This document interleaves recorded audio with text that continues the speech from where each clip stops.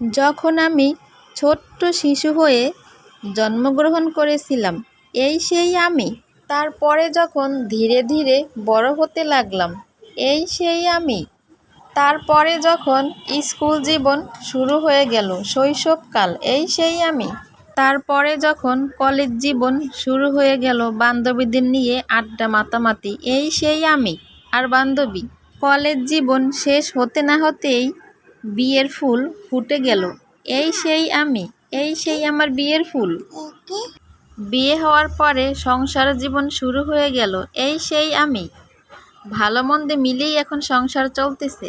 যখন আমি সংসার জীবনের শেষ পর্যায়ে, এই সেই আমি।